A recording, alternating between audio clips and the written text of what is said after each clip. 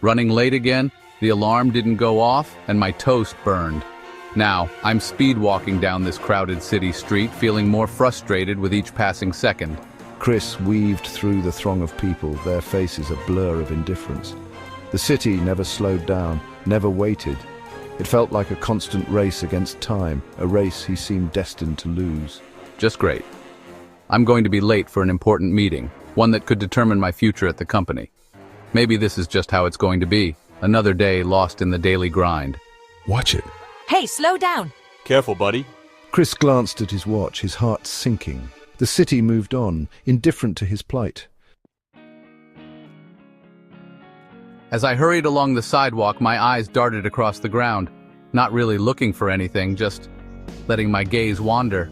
That's when he saw it, a glint of copper shining under the pale morning sun, a penny. It lay there, forgotten and insignificant amidst the dust and grime of the city. Should I even bother picking it up? I'm already so late. But something about the penny, maybe its unexpected gleam, made him pause. Oh well, why not? He bent down, retrieved the penny from the pavement and slipped it into his pocket. It was a small, almost meaningless act, but it gave Chris a fleeting sense of purpose in the chaos of the morning. Chris reached the bustling intersection, the air thick with the smell of exhaust and the cacophony of honking horns. He joined the throng of people waiting to cross, his impatience growing with each second that ticked by. Come on, come on! The light turned green and the crowd surged forward. As Chris stepped off the curb, he instinctively reached into his pocket, his fingers brushing against the penny he had just found. What a strange sensation. He took the penny out of his pocket, wanting to get a better look at it in the daylight. As he did, the penny slipped from his grasp, tumbling to the asphalt with a tiny clink. Damn it! Chris cursed under his breath. He couldn't believe he'd dropped it. Without thinking, I bent down to pick up the penny.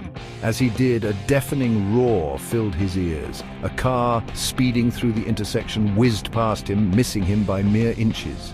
Oh my God. Chris froze, his heart pounding in his chest. He slowly straightened up, his body trembling with adrenaline. The car screeched to a halt a few feet away, the driver laying on the horn in frustration. Watch where you're going. But Chris barely noticed. He was too stunned, too aware of how close he had come to being hit. He looked down at the penny in his hand, now clutched tightly in his fist. It's just a penny, but it saved my life.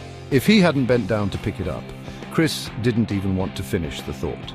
He looked around at the bustling city, the indifferent faces, the never-ending rush, but everything seemed different now. I've been given a second chance. A chance to appreciate the